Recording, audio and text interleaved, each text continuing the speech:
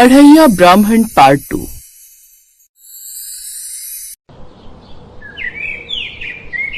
गुरुदेव जब हिमालय से वापस आए तो अढ़ैया से ये जानकर कि सभी देवी देवता उनके यहाँ अढ़ैया के हाथों की बनी रसोई खाने आए थे तो ये जानकर बड़े खुश हुए। अब अढ़ैया भी गुरुदेव के साथ एकादशी का व्रत रखना शुरू कर देता है। ऐसे ही एक रोज बहुत ही अच्छा मौसम था, जिसे देख अढ़ैया ने कहा, गुरुदेव देखिए ना, आज कितना अच्छा मौसम है। ऐसे में तो पकौड़े खाने का मन कर रहा है, साथ ही सुंदर सा भजन गुनगुनाने का भी मन कर रहा है। चलिए ना, पहले भजन गुनगुनाते हैं, फिर साथ में बैठकर पकौड़े खाएंगे। वो तो तब खाएगा ना अढ़ैया, जब खाने के लिए कुछ हो। भंडार सारा खाली पड़ा है, अब तुम ही बताओ क्या खाओगे। अच्छा कोई बात नहीं गुरुदेव, मैं गांव से जाकर किसी से थोड़ा सा अनाज मांग कर आता हूँ। अभी के लिए तो ये चल जाएगा, लेकिन जो हम एकादशी पर भंडारा करते हैं उसका क्या? उसके लिए तो बेटा तू गांव जा और किसी किसान से पूछ, क्या वो अपना खेत हमें खेती के लिए दे देगा। उसमें ही तू फसल उगाना। आप चिंता ना करो गुरुदेव, अगर खेत नहीं मिला तो मैं जंगल में पेड़ से ही अनाज उगा दूंगा। हाँ हाँ, तू तो बड़ा ही भोला है रे। अब गुरुदेव से आज्ञा लेने के बाद वो गांव की ओर चला जाता है, जहाँ चारों ओर हरियाली है। बैलों की आवाज सुनाई दी जा रही है, साथ ही गांव की औरतें और आदमी खेतों में काम कर रहे होते हैं। अढ़ैया को आता देख लोग बोले, अरे ये तो वो जंगल वाला ब्राह्मण है। सही पहचाना, मैं वही हूँ। मुझे यहाँ गुरुदेव ने भेजा है। उन्होंने कहा है कि तुम किसान भाइयों में से कोई है जो हमें अपना खेत खेती करने के लिए दे सकते हैं। क्या हमारा खेत? नहीं नहीं भाई, हम नहीं दे सकते। हमारी फसल तो हम खुद ही उगाते हैं, किसी और का क्या ही भरोसा, क्या उगा दे उसमें। एक एक कर सभी किसान उसे अपना खेत देने से इनकार कर देते हैं और वो उदास होकर जंगल की ओर लौट आता है। अब मैं गुरुदेव को क्या जवाब दूंगा, उन्हें कितना बुरा लगेगा। यही सोचता हुआ अढ़ैया नदी के किनारे उदास होकर बैठ जाता है। ऊपर देवलोक से माँ राधा कृष्ण जी से कहती हैं, वो देखिए कृष्ण, वो अढ़ैया ब्राह्मण कितना उदास बैठा है। वो इसलिए उदास है क्योंकि उनके आश्रम का भंडार खाली हो चुका है और कोई भी उसे खेती के लिए अपना खेत नहीं दे रहा। तो ऐसे में आप क्या करेंगे नंदलाल? वही करूंगा प्रिय, जो हमेशा करता हूँ। मैं अपने भक्त की मदद करूंगा, और फिर इसके लिए मुझे भले ही किसान का रूप ही क्यों न लेना पड़े। तभी कृष्ण जी किसान का रूप ले लेते हैं और अढ़ैया के पास चले जाते हैं। क्या हुआ बेटा, बड़े उदास लग रहे हो। फिर अढ़ैया ब्राह्मण उन्हें सारी बात बताता है। अच्छा, इसका मतलब तुम्हें खेत चाहिए। वैसे मेरे पास एक खेत है, अगर तुम उसमें फसल करना चाहो तो कर सकते हो, तुम्हें कोई परेशानी ना हो तो, और बदले में तुम मुझे थोड़ी फसल दे देना। अरे वाह, ये तो बड़ा ही अच्छा विचार है। अब वो खुशी खुशी जाकर ये बात अपने गुरुजी को बताता है। ये तो बड़ी अच्छी बात है अढ़ैया, अब तू आगे जाकर आलू की खेती कर। जो फसल वो मांगे वो तू जाकर उसे दे देना। ठीक है गुरुजी। इसके साथ ही अगले दिन वो खेत पर पहुंच जाता है।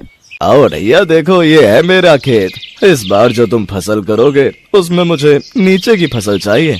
ठीक है, मैं जो फसल करूंगा उसमें आपको नीचे की फसल दे दूंगा। अब अढ़ैया खेत में खुदाई कर देता है, कभी इधर तो कभी उधर, तो कभी बीच में, कभी किनारे पर, कभी मिट्टी उछालता, कभी खुद से बात करता। ऐसे ही पूरा दिन माटी से खेलते खेलते बीत जाता है। अढ़ैया के खेत में कुछ ही दिनों में आलू उगाते हैं, छोटे मोटे गोल मटोल। अढ़ैया अपने खेत को देखकर बहुत खुश हो जाता है, बार बार हाथ झाड़ कर कहता है, वाह, इस बार तो मेरी मेहनत रंग लाई। उसके पास एक रोज वही किसान आता है, सर पर गमछा ओढ़े, कुर्ता पहने। वो वहाँ आता है और चारों तरफ नजर घुमाते हुए कहता है, अरे वाह अढ़ैया, तेरी फसल तो बहुत अच्छी हुई है। तेरी खेती ने कमाल कर दिया। पूरे गांव में तेरी खेती जैसी फसल कहीं नहीं हुई। मिट्टी भी सोने जैसी चमक रही है। चल अब फसल बांट लेते हैं, जैसा तय हुआ था। हाँ हाँ, जैसा वादा था, ऊपर की फसल मेरी, नीचे की आपकी। अब आप आराम से नीचे की फसल ले जाओ। किसान अपनी बोरी में आलू लेकर चला जाता है। इसके बाद अढ़ैया भी सर पर बोरी उठाकर चल पड़ता है। मेरी पहली फसल रंग लाई। अब गुरुदेव मेरी फसल देखकर तो बड़ा प्रसन्न होंगे। कुछ देर बाद वो गुरुदेव के पास पहुंच जाता है। अरे अढ़ैया, इसमें तो सिर्फ घास है, आलू कहाँ है? गुरुदेव, उस किसान ने पहले ही कहा था कि नीचे की फसल उसकी है, ऊपर की मेरी। उस किसान ने तुझे बेवकूफ बना दिया। अरे नीचे की फसल का मतलब था आलू, वो किसान सारा उठा कर ले गया और तुझे ऊपर की सिर्फ घास छोड़ गया। ठीक है अड़ैया, अब देख लेते हैं वो किसान कितना चालाक है। जा बेटा, इस बार खेत में गेहूं की फसल बो, देखते हैं इस बार किसके हिस्से क्या आता है। ठीक है गुरुदेव। अब वो खेत में जाता है और खेती करने लगता है। तभी वो किसान फिर से वहाँ आ जाता है। अड़ैया, मैंने सोचा पिछली बार मैंने नीचे की फसल रखी थी, इसीलिए इस बार तुम नीचे की फसल रखो और ऊपर की मुझे दे देना। हाँ, ये बात सही है। तभी वो खेत में जाकर गेहूं की फसल बोने लगता है और कुछ दिन बाद वो गेहूं की फसल बो लेता है और अब रोज आकर उसमें पानी डालता है। कुछ ही दिन में उसकी फसल पककर तैयार हो जाती है। फसल देखकर अड़ैया खुद से कहता है, वाह, इस बार तो सब सही हुआ, मेरी फसल पूरी तरह तैयार है। तभी किसान भी खेत की ओर जाता है और खुश होकर कहता है, अरे वाह रे अड़ैया, कितनी अच्छी फसल हुई है ये फसल तो ऐसी हुई है जैसे सोना हो। फिर थोड़ा गंभीर होते हुए अड़ैया की ओर देखकर बोलते हैं, जो तय हुआ था वो याद रखना, ऊपर की फसल इस बार मेरी है और नीचे की फसल इस बार तुम्हारी है, समझे? ठीक है किसान जी, आप अपनी ऊपर की फसल ले जाइए और मैं अपनी नीचे की फसल रख लेता हूँ। किसान खुशी खुशी ऊपर की फसल गेहूं की बालियां काट कर ले जाता है। अड़ैया अपनी बची हुई फसल लेकर आश्रम की तरफ चला जाता है। आ गया तू अड़ैया।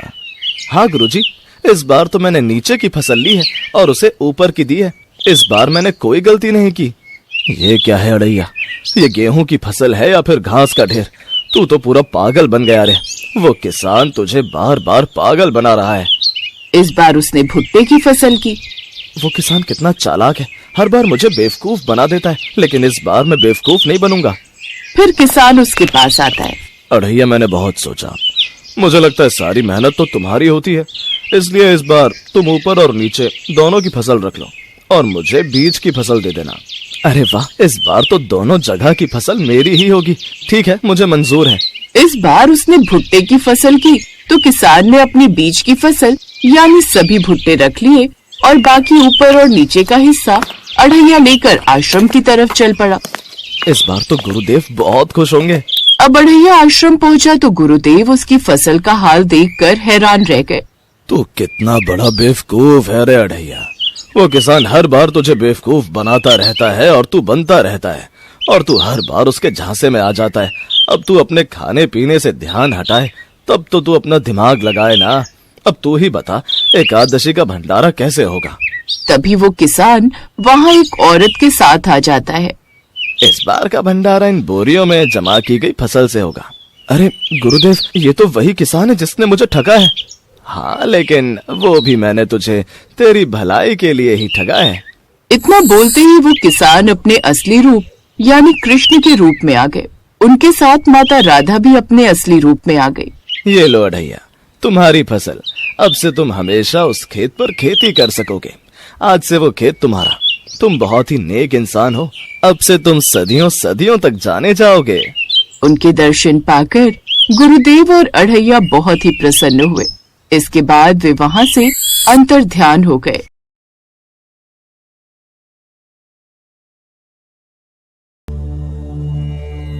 भगवान के सभी अवतार सृष्टि के संतुलन हेतु ही हुए हैं। धरती पर धर्म की स्थापना और अधर्म का विनाश करने हेतु ही भगवान धरती पर जन्म लेते हैं।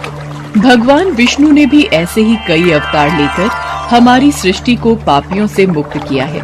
उस अवतार में से एक अवतार है वामन अवतार। भगवान विष्णु ने एक बटुक ब्राह्मण के रूप में धरती पर 5वां अवतार लिया था। प्रहलाद के पुत्र विरोचन से महाबाहुबली का जन्म हुआ। दैत्यों का राजा बलि बड़ा पराक्रमी राजा था। उसने तीनों लोकों पर अपना आधिपत्य स्थापित कर लिया। उसकी शक्ति से घबराकर सभी देवता भगवान विष्णु के पास पहुँचे। भगवान विष्णु ने अदिति और कश्यप के यहाँ जन्म लिया। एक समय वामन रूप में विराजमान भगवान विष्णु राजा बलि के यहाँ पहुँचे। उस समय राजा बलि यज्ञ कर रहा था। वामन रूप में भगवान विष्णु राजा बलि से भिक्षा मांगते, पर शुक्राचार्य बलि को यज्ञ से उठने की अनुमति नहीं देते। भिक्षाम देहि, भिक्षाम देहि। कहाँ जा रहे हो राजन? अभी यज्ञ की पूर्ण आहुति देनी बाकी है, अभी आप उठकर नहीं जा सकते। भिक्षाम देहि, भिक्षाम देहि। बैठ जाओ राजन, तुम यज्ञ छोड़कर कहीं नहीं जाओगे। क्षमा करें गुरुदेव, किंतु बलि के द्वार पर यदि कोई भिक्षुक आए और उसे भिक्षा के लिए भी 2 बार गुहार करनी पड़े तो बलि की दानी वृत्ति को 100 बार धिक्कार है। अब मैं नहीं रुक सकता। रुक जाओ वत्स, रुक जाओ। गुरु शुक्राचार्य के रोकने पर राजा बलि नहीं रुकते। वो ब्राह्मण देव से पूछते हैं, प्रणाम ब्राह्मण देव, कहिए आपको क्या चाहिए? राजन, मैं तो एक साधारण ब्राह्मण हूँ, मैं भला आपसे भिक्षा के अतिरिक्त और क्या मांग सकता हूँ? क्या भिक्षा चाहिए आपको? स्वर्ण, हीरे, मोती, जवाहरात, हाथी, घोड़े? मुझे इनमें से कुछ भी नहीं चाहिए राजन। तो फिर आप अपनी इच्छा अनुसार कुछ भी कहिए ब्राह्मण देवता, जो भी आपकी आवश्यकता है। यदि मेरे बस में होगा तो मैं उसे पूरा करने में तनिक भी संकोच नहीं करूँगा। राजन, मुझे तो केवल 3 पग भूमि चाहिए। 3 पग भूमि ब्राह्मण देव, आप क्या करेंगे 3 पग भूमि का? राजन, मैंने तो सुना था कि दानी बलि ना तो ये पूछता है कि वो दान किसे दे रहा है और ना ही ये पूछता है कि मांगने वाला दान में क्या चाह रहा है। मैंने इसलिए ऐसा कहा ब्राह्मण देव क्योंकि एक साधारण मनुष्य के लिए भी 3 पग भूमि बहुत कम होती है और आपके आकार वाले व्यक्ति के लिए तो 3 पग भूमि और छोटी पड़ जाएगी। उसमें तो साधारण व्यक्ति खड़ा भी नहीं हो पाएगा। राजन, मैं ये 3 पग भूमि किसी साधारण मनुष्य के लिए नहीं मांग रहा हूँ, ये मैं अपने लिए मांग रहा हूँ। आपकी क्षमता हो तो भिक्षा दान करें, नहीं तो मैं आगे बढ़ रहा हूँ। मैं आपको कहीं भी नहीं जाने दूंगा ब्राह्मण देव, पर मैं तो इस बात पर हैरान हूँ कि आप महासागर से 1 बूंद पानी की मांग कर रहे हैं। इतना छोटा दान देते हुए तो सचमुच मुझे बहुत लज्जा आ रही है। कुछ और मांगे ब्राह्मण देव, जिसे देते हुए मुझे गर्व महसूस हो। वामन अवतार में भगवान विष्णु राजा बलि से 3 पग भूमि मांगने पर ही अड़े रहे। शुक्राचार्य अपनी आंखें बंद करके ध्यान करते हैं और वामन अवतार में भगवान विष्णु को पहचान जाते हैं और वो राजा बलि को ब्राह्मण को कुछ भी न देने के लिए कहते हैं और बताते हैं कि ये वामन वेश में स्वयं भगवान विष्णु हैं। राजा बलि भगवान विष्णु और महालक्ष्मी की पूजा करता था और भगवान विष्णु के दर्शन करना चाहता था। अपने समक्ष भगवान विष्णु को देखकर राजा बलि प्रसन्न हो जाता है। गुरुदेव, मेरे समक्ष भगवान विष्णु खड़े हैं, ये देखकर मैं बहुत प्रसन्न हूँ। तुम जानते नहीं हो राजन, ये विष्णु तुम्हें ठगने आया है, तुम्हें दंड देने आए देवताओं ने ही इसे भेजा है। गुरुदेव, मुझे इस बात से कोई फर्क नहीं पड़ता कि भगवान विष्णु यहाँ किस उद्देश्य से आए हैं। मैं तो बस उनके दर्शन करके कृतार्थ हो गया। आज भगवान विष्णु स्वयं मेरे द्वार पर आए हैं, ये मेरे लिए बहुत सौभाग्य की बात है। राजन, ये छलावा है, ये विष्णु आपको ठगने आया है, आप इसे कुछ भी मत देना। महाराज, यदि आप मुझे भिक्षा नहीं देना चाहते तो मैं यहाँ से प्रस्थान कर लेता हूँ। रुकिए ब्राह्मण देव, मैंने आपको 3 पग भूमि दे दी। तो ठीक है राजा बलि, तुम इस कमंडल के जल को हाथ में लेकर संकल्प लो। मुझे राजा बलि को रोकना होगा, अब एक ही रास्ता है, मैं इस कमंडल में समा जाता हूँ। शुक्राचार्य कमंडल में समा जाते हैं और जल को बहने से रोक देते हैं। लगता है कोई कंकड़ जल का मार्ग रोक रहा है, जरा तीली से इसे बाहर निकाल दूं। वामन देव शुक्राचार्य की आंख में तीली चुभो देते हैं। शुक्राचार्य की आंख फूट जाती है और वो दर्द से कराहते हुए वहां से गायब हो जाते हैं। राजा बलि ब्राह्मण देव को 3 पग भूमि देने का संकल्प ले लेता है। देखते ही देखते भगवान विष्णु अपना आकार बड़ा कर लेते हैं। राजा बलि उनके समक्ष हाथ जोड़कर प्रसन्नता से खड़े हो जाते हैं।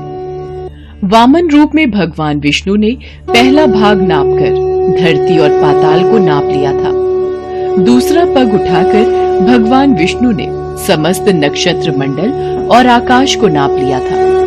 तीसरा पग उठाने से पहले भगवान विष्णु बलि से बोले, तुम जानते हो बलि, मैंने 3 पग भूमि मांगी थी, तीसरा पग रखने के लिए कोई स्थान ही शेष नहीं रह गया। अब मैं अपना तीसरा पग कहाँ रखूं? जानता हूँ प्रभु, आपने 2 पग रखकर पूरी सृष्टि, मेरा राजपाट, मेरे द्वारा जीते हुए सारे क्षेत्र ले लिए हैं, पर राजा बलि ने दान करने का जब भी संकल्प लिया है उसे सदैव पूरा किया है। इसलिए अभी भी एक स्थान शेष है जो मेरा है, वो है मेरा शरीर। आप मेरे शीश पर अपना 3रा पग धरिए ताकि संसार ये जान ले कि बलि अपना वचन निभाना जानता है। कृपया करके उठाइए अपना पग और धर दीजिए मेरे शीश पर। हे बलि, यदि तुम चाहते हो तो तुम्हें लगता है कि तुम्हारा उद्धार इसी में है, तो मैं तुम्हारे शीश पर अपना पग रखता हूँ। भगवान विष्णु ने वामन रूप में राजा बलि के सिर पर अपना पग धरा और बलि पाताल में समाता चला गया। राजा बलि अपने भक्ति मार्ग से भटककर अहंकार और दुराचार के मार्ग पर चल पड़ा था। उसे सही राह पर लाकर भगवान विष्णु ने राजा बलि का उद्धार किया और उसकी दान प्रियता से प्रसन्न होकर उसे पाताल लोक पर अनंत काल तक राज करने का आशीर्वाद प्रदान किया।